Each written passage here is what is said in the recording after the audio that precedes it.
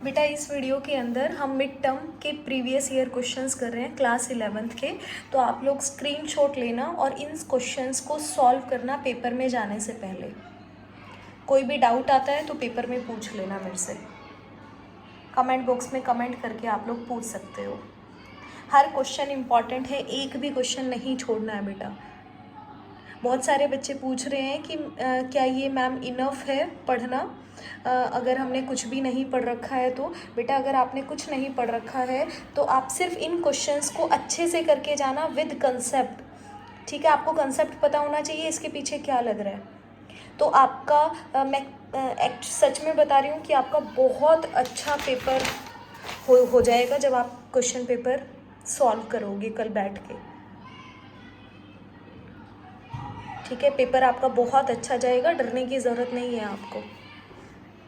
बेटा अगर मैं इस चैप्टर की बात करूँ, सम बेसिक ऑफ आपके पास कंसेप्ट ऑफ केमिस्ट्री के अंदर एक तो आपके पास कंसंट्रेशन से क्वेश्चन आता है। तो कंसंट्रेशन इम्पॉर्टेंट है, डेफिनेशन इम्पॉर्टेंट है, मोल फ्रैक्शन क्या होता है, मोलैरिटी क्या होता है, मोलैरिटी के ऊपर न्यूमेरिकल बेसिकली आपसे पूछता है, ठीक है। और बड़े क्वेश्चंस के अंदर यहाँ पर दो चीज़ें बहुत इंपॉर्टेंट है, एक लिमिटिंग रिएजेंट वाला कंसेप्ट आपके पास और एक इम्पेरिकल फार्मूला और मॉलिक्यूलर फार्मूला निकालना, ठीक है। और ज़्यादातर जो रिपीटेड क्वेश्चन है वो मास परसेंटेज का भी है आपके पास न्यूमेरिकल फॉर्म के अंदर।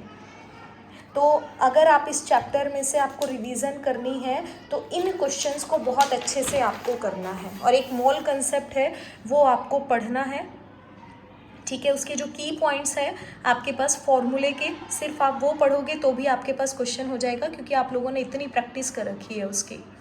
और एक डेफिनेशन जो आपके पास ला है, law of conservation of mass, law of conservation of mass और लॉ ऑफ मल्टीपल प्रोपोर्शन, इन दोनों की डेफिनेशन बहुत इंपॉर्टेंट है बेटा, ठीक है। और एक नंबर के अंदर सिग्निफिकेंट फिगर आपसे पूछेगा निकालने के लिए। तो जनरल रूल आप ज़रूर पढ़ना सिग्निफिकेंट फिगर का कि किस तरह से आपके पास निकलता है।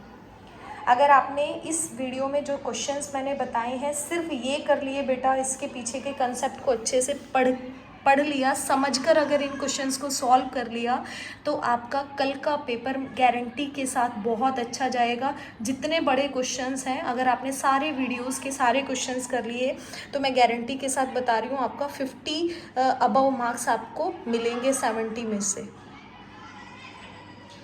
ठीक है। तो डरना नहीं है पेपर को देख के, पेपर आपका इजी ही आएगा। जिस तरह के क्वेश्चन हम लोग सॉल्व कर रहे हैं वैसे ही क्वेश्चन आपको देखने को मिलेंगे।